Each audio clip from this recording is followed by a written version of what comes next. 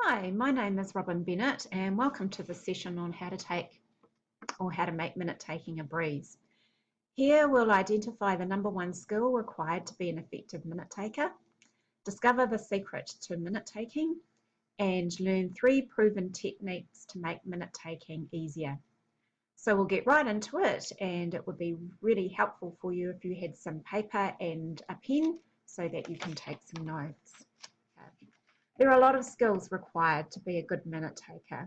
These are mainly listening, assertiveness, organisational ability, knowledge of the organisation and subject, initiative, and good command of the written language.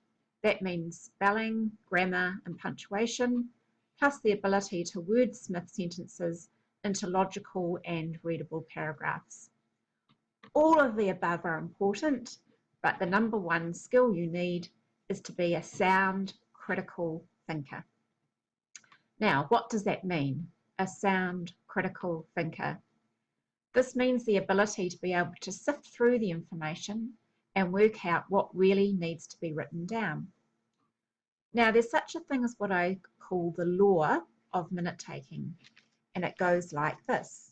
So a good minute taker needs to be able to listen, analyse, and write.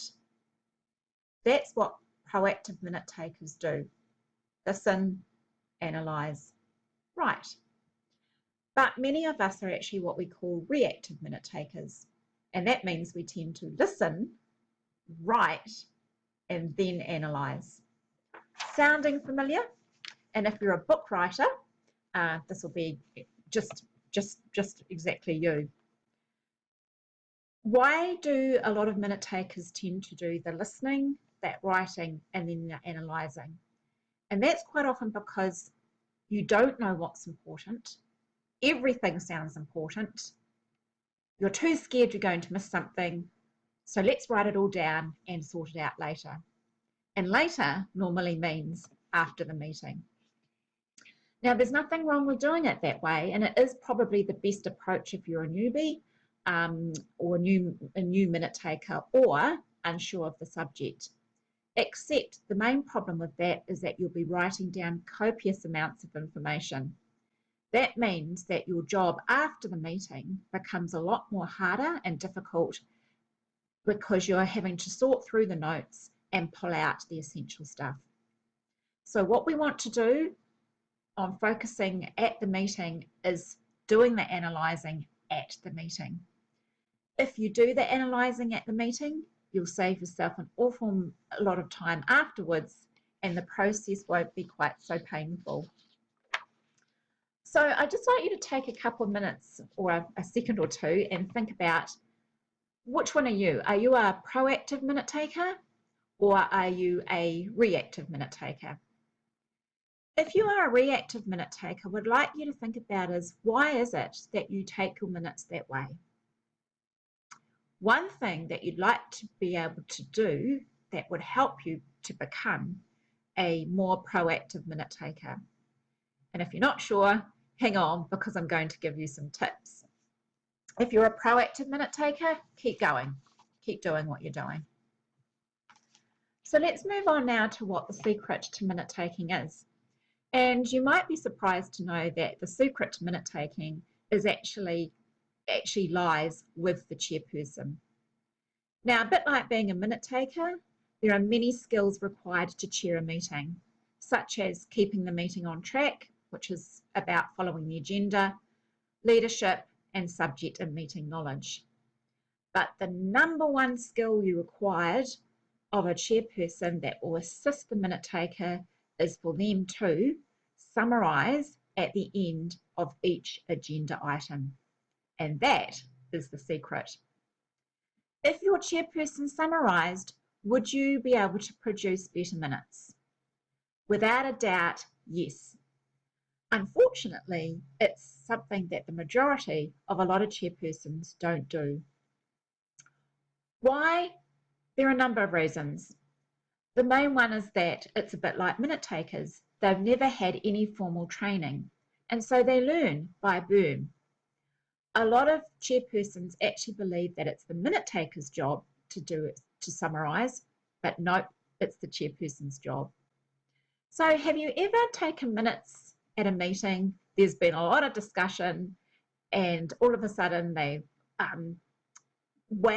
moved on to the next agenda item, and you're thinking, so there was a lot of discussion, there were some suggestions, but nothing was resolved and things were kind of left hanging.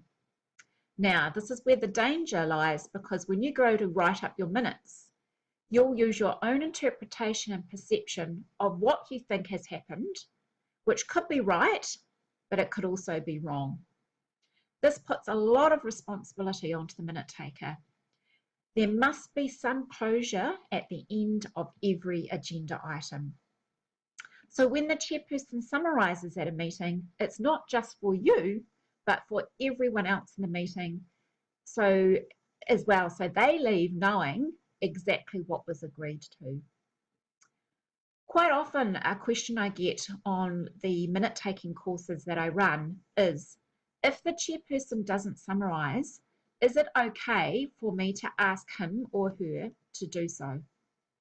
The answer is yes, but this has to be done with some delicacy because egos are involved here. If you don't have the confidence to do that, or you think it's inappropriate, then don't do it. However, if you think that prompting will be met with some support, then you could use the following statements. What would you like me to record? How would you like me to minute that? Could you please provide me with a summary? Or the outcome was. And this is a bit cheeky, and I use this when I know the group very well and feel I can get away with it. If chairpersons are learning by burning, then I believe as minute takers, we have an obligation to teach them that good summarising is an essential part of a well-run meeting. I firmly believe that minutes can only be as good as the person chairing the meeting. Think of the meetings you've been to. Think about good meetings you've been to. What made them good? They were well run, kept to time, there was good leadership, and the chairperson summarised. Not so good meetings, disorganised, went over time, and you were left in the dark as to what were the key points that needed minuting. Very shortly, I'm going to give you a technique that will not only help you summarise the minutes, but the chairperson too. Here's a little exercise that I'd like you to do. Write down the steps that you could take to help you work with your particular chairperson to ensure that he or she summarises at the end of each agenda item in your meetings. Now I'm going to give you the top 3 tips for writing minutes. So minutes need to be clear, concise and condensed. And here is tip number 1. Write the minutes from the point of view of someone who did not attend the meeting. This is a good test for you to do. Once you've finished your draft minutes, take one step back, literally, and reread your minutes as if you weren't at the meeting. And what you're looking for is, have I put too much unnecessary information into my minutes? And this is really particularly relevant for those book writers of you out there.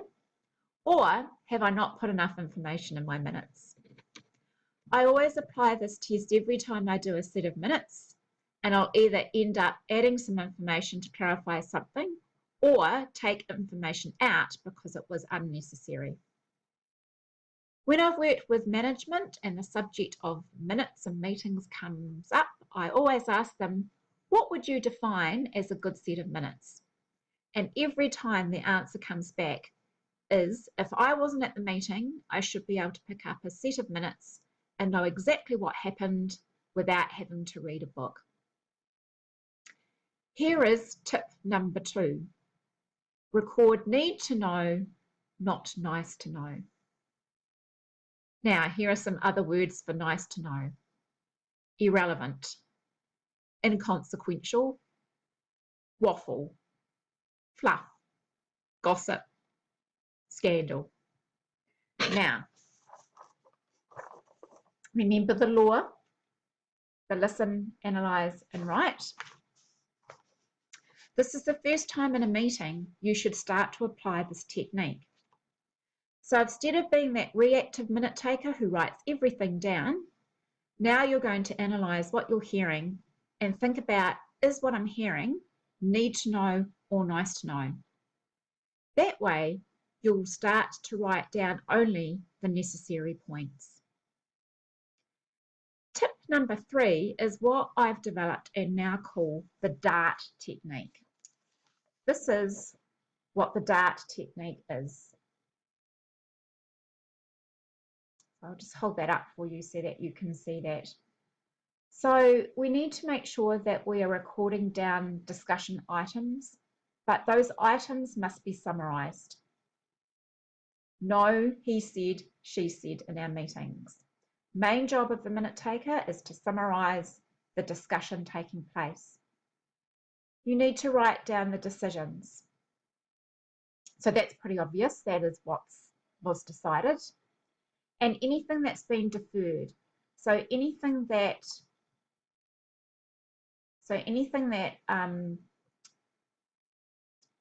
is not coming up, is not able to be discussed at the meeting. Some other key words that might be used for using deferred items is let's put it on the back burner, let's take it offline, let it lie on the table. Very important is the minute taker to make sure you capture those deferred items, otherwise they'll get lost. Actions, this is what's going to be done as a result of the decisions. Responsibilities is who's going to do it, and the time frame is when it's actually going to get done. Now, you will probably in your meetings be aware that there is a lot of discussion. Most meetings have lots and lots of discussion. Hopefully there'll be some decisions that arise out of that, and there should be some actions as well. But have you ever noticed things do tend to stop there? What happens if you don't record a name next to something? No one's going to do it. What happens if you don't record a time frame next to something? It'll never get done. So these are the most important things that you need to make sure that you're writing down in your minutes.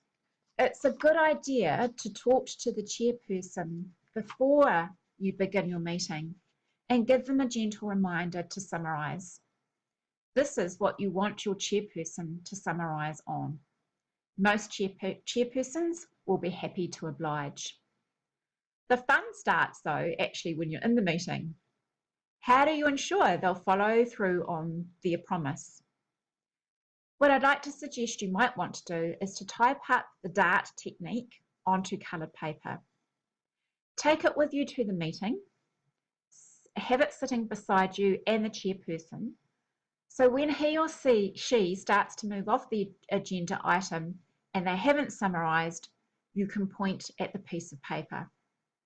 Hopefully then the chairperson will say, okay, everyone, we've just had a discussion on whatever that might be. The 4 main points were, and just list those 4 main points. The decision was, this will happen on, this is who's going to do it, and the time frame will be. How cool would that be if you could get a chairperson to summarise using that technique at your meetings? Now, what's been trending in minute taking over the last couple of years? Overall, this trend is actually a good one. Management are now instructing minute takers that at meetings, they only would like action points taken. Now, that's great news for minute takers because you don't have to write down any of the discussion that's been taking place. Oh, you only have to write down the action points. That, though, only suits certain types of meetings. So the more informal the meeting, such as brainstorming meetings, project update meetings, staff meetings, are very good for this kind of technique. However, it's not so good for formal meetings, and that is because formal meeting minutes will be audited. And what auditors will be looking for when they audit the minutes is whether there's enough information that shows how a decision has been reached. So auditors won't be that happy just to see the decision. They'll want to see a little bit recorded about what were the options, points, scenarios that were discussed and considered that led the group to make a decision. Make a note to talk to the chairperson about the DART technique. Type up the DART technique onto coloured paper and modify any minute templates that you have so that it has the DART headings on it. So as we wrap up this session on making minute taking a breeze, here's a little summary for you. So good minute takers will listen, analyse and then write. A good chairperson will summarise at the end of each agenda item, which will help to ensure that you have recorded the key points. You need to be able to write clear, concise and condensed minutes. Write the minutes from the point of view of someone who did not attend the meeting. Write down information that people need to know. Leave out all the nice to know stuff, and also use the DART technique.